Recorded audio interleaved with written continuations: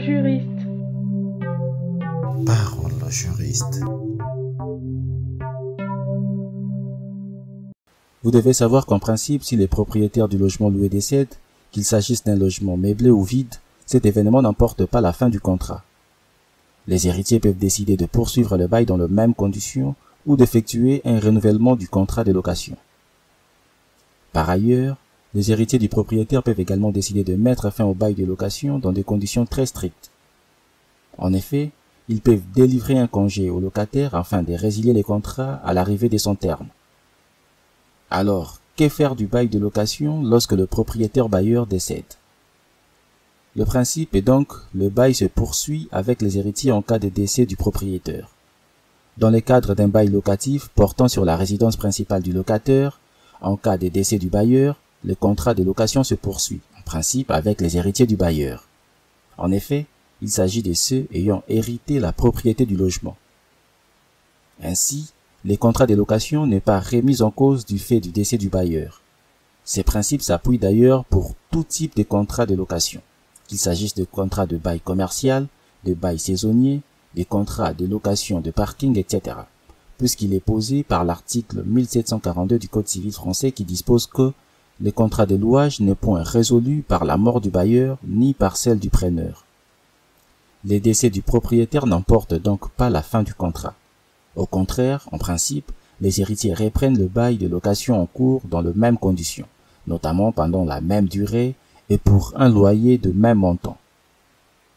Il est à noter qu'à moins que l'une ou l'autre de parties délivre un congé à l'issue du bail, le contrat est tacitement reconduit ou peut faire l'objet d'un renouvellement.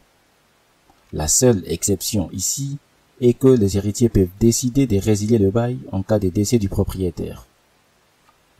Comme nous l'avons vu précédemment, les héritiers du propriétaire défunt peuvent décider d'accepter la succession et ainsi de reprendre le bail de location en cours.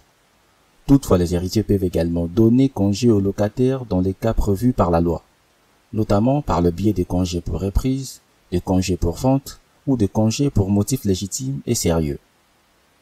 Commençons par le congé pour reprise.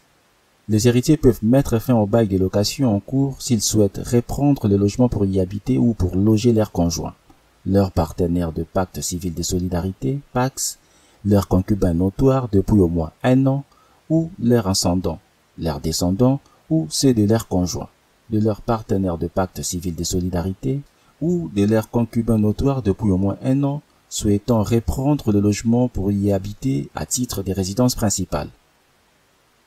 Parlons maintenant des congés pour vente. Vous devez savoir que les héritiers devront respecter les droits de préemption accordés aux locataires si le logement est loué non meublé. En vertu de ces droits, le locataire a une priorité sur les offres de vente. Cela signifie tout simplement que les héritiers devront au préalable proposer les logements à la vente aux locataires avant de se tourner vers le tiers acquéreur. Parlons enfin de congés pour motifs légitimes et sérieux. Vous devez savoir que les motifs pouvant être invoqués sont divers. Il peut par exemple s'agir de troubles anormaux du voisinage causant de nuisances sonores telles que les aboiements du chien ou encore d'impayés des loyers et ou des charges locatives. Mais attention, ces raisons sont uniquement valables au terme de bail. Lorsque les héritiers reprennent un bail en cours, ils seront tenus de respecter la date de fin du contrat avant de pouvoir y mettre un terme pour l'une des raisons évoquées ci haut. Dans ce cas, les héritiers du propriétaire défunt devront faire savoir aux locataires qu'ils ne souhaitent pas renouveler les contrats de bail de location.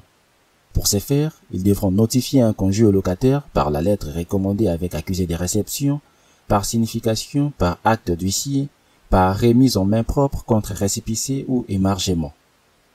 Les délais de préavis en vigueur devraient également être respectés.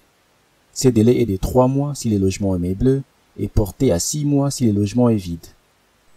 Parole au juriste, tous les dimanches, toutes les semaines, nous nous éclairons sur les questions et les problèmes des droits que nous rencontrons.